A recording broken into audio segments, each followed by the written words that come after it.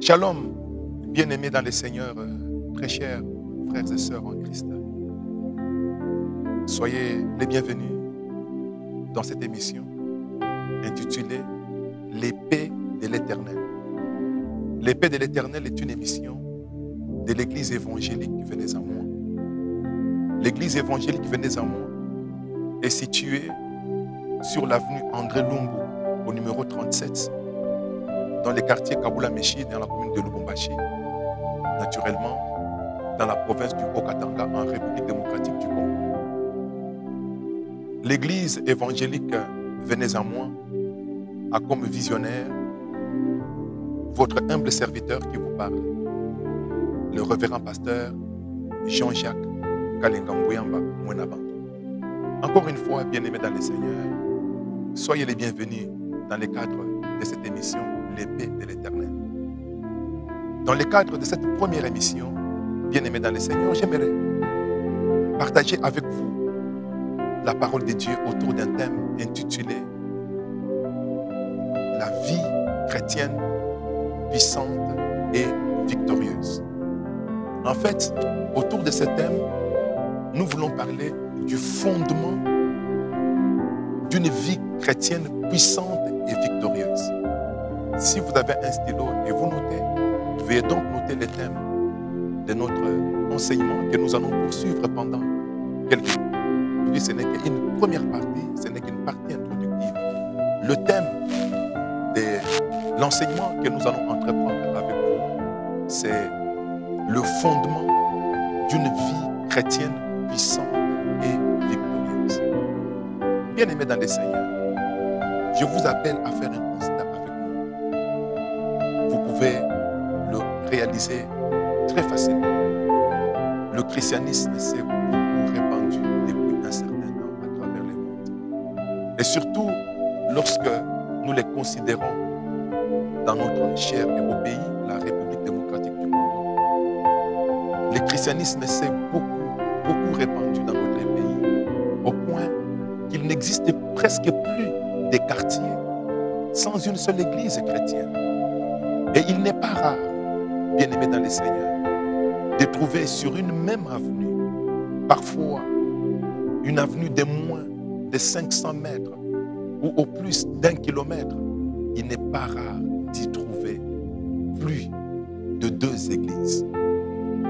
Dans chaque quartier, il y a au moins une église chrétienne.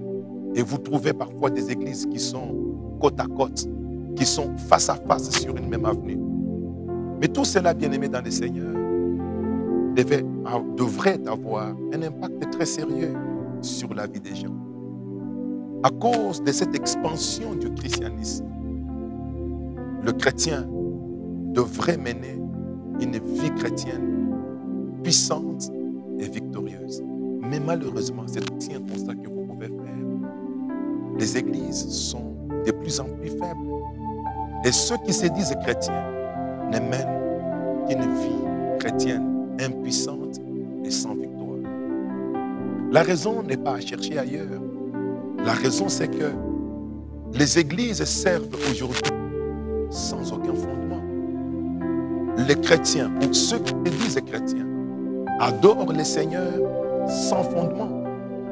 Quand on n'a pas de fondement, on ne peut pas réussir. Quand on n'a pas de fondement, on ne peut pas aller loin. Quand on n'a pas de fondement, on ne peut pas résister pendant longtemps. Même une maison, bien-aimée dans le Seigneur, pour qu'elle soit solide, elle doit être construite sur des pierres, sur des blocs de moellons. Une maison qui est construite à même les sols ne peut pas résister en cas d'inondation, par exemple. Donc, pour que votre vie chrétienne soit puissante et victorieuse, il vous faut avoir un fondement. Pour que votre église soit puissante et victorieuse, il lui faut avoir un fondement. Nous voulons parler du fondement dans le cadre de cette émission. Nous voulons parler du fondement d'une vie chrétienne puissante et victorieuse. Les soucis qui m'animent, c'est que vous et moi. Les soucis qui m'animent, c'est que l'église que vous fréquentez, tout comme l'église que moi également je fréquente, ensemble nous puissions mener une vie chrétienne puissante et victorieuse. Bien-aimés, nous allons prendre nos Bibles, nous allons faire la lecture de notre texte de base que nous tirons du livre d'Exode. C'est dans l'Ancien Testament. C'est le deuxième livre de la Bible après Genèse. Exode, chapitre 25 et le 40e verset, je veux lire. Regarde, puis exécute d'après les modèles qui t'est montré sur la montagne. Amen. Il s'agit de Moïse qui s'entretient avec l'Éternel des armées sur la montagne des Sinaï. Moïse est cet homme que Dieu avait choisi pour conduire Israël hors d'Égypte jusque dans la terre promise. Pendant que Moïse est avec les peuples dans le désert des Sinaï, Dieu ordonne à Moïse d'arrêter tous les peuples et de monter seul à la montagne. Et là-haut sur la montagne où Dieu l'avait appelé, Moïse va recevoir plusieurs instructions de la part de Dieu en ce qui concerne l'adoration. En fait, lorsque Dieu libère Israël de la servitude en Égypte, il dit à Moïse, dis au peuple d'aller me servir, dis à Pharaon de libérer mon peuple pour qu'il aille me servir. Israël a été libéré de la servitude pour aller servir Dieu. Mais Israël ne connaissait pas les règles pour servir Dieu, parce que Dieu, on ne l'adore pas de n'importe quelle manière. On doit connaître ses règles, on doit connaître ses principes pour pouvoir l'adorer convenablement. Permettez-moi de vous dire, déjà à ce stade, bien-aimés dans les Seigneur, que pendant les 430 ans, durant lesquels le peuple d'Israël est resté en Égypte, ces peuples n'adoraient pas Dieu, parce que ces peuples ne connaissaient pas les règles en vertu desquelles Dieu doit être adoré. Bon, je ferme rapidement cette parenthèse, nous pourrons y revenir prochainement. Moïse est donc à la montagne, il reçoit plusieurs instructions de la part de Dieu qui l'y avait appelé, et notamment ce que nous venons de lire. Dieu dit à Moïse, puisque j'ai sauvé ce peuple, puisque j'ai sorti ce peuple hors d'Égypte pour qu'il aille me servir dans le désert, il faudrait que je montre à ce peuple les règles d'après lesquelles il va me servir. Moïse, regarde la vision que je te donne. C'est la vision d'un tabernacle. C'est la vision d'un temple. Je voudrais que lorsque tu seras descendu de la montagne, toi et les peuples, vous puissiez me construire un tabernacle de Saint-Jean. Mais regarde soigneusement pour tout exécuter selon les modèles que je suis en train de te montrer. Le tabernacle, c'est le lieu de rencontre entre Dieu et le peuple. Je veux dire en d'autres termes à Moïse, si toi et le peuple, vous n'exécutez pas, vous ne construisez pas le tabernacle, la tente de la rencontre entre Dieu et vous, si vous ne construisez pas ce tabernacle d'après le modèle que je te montre sur la montagne, je ne descendrai pas dans ce temple-là, dans ce tabernacle-là, pour que je descende au milieu de vous, pour que j'entre en contact avec vous, pour que je me rencontre avec vous, pour que je parle avec vous, pour que j'accepte les services que vous me rendrez. Moïse, toi et le peuple, vous devez construire les tabernacles d'après les modèles que je suis en train de te montrer sur la montagne. C'est déjà le fondement que Dieu est en train de poser.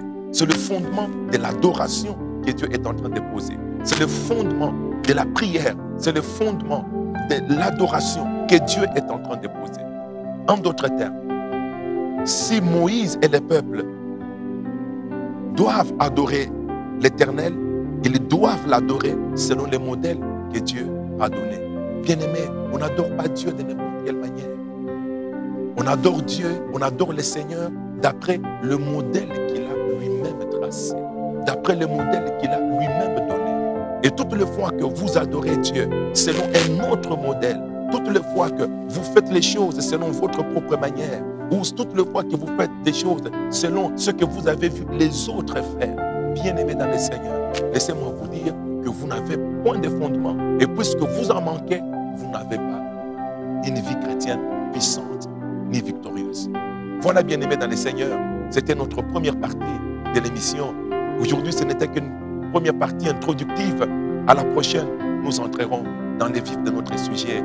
Je vais m'arrêter là, mais je vous invite à nous rejoindre, bien-aimés dans le Seigneur, sur notre page Facebook intitulée Église évangélique Venez à moi, de nous rejoindre également sur notre compte YouTube intitulé également Église évangélique Venez à moi. Rejoignez-nous également sur notre compte Twitter, toujours intitulé Église évangélique Venez à moi. Que la paix et la grâce de notre Seigneur Jésus soient encore et toujours avec vous. Que le Seigneur vous bénisse. Que la paix de Dieu abonde dans vos vies. Que la paix de Dieu abonde dans vos maisons. Que la paix de Dieu vous accompagne en tout lieu et en tout temps. Que Dieu vous bénisse et à la prochaine.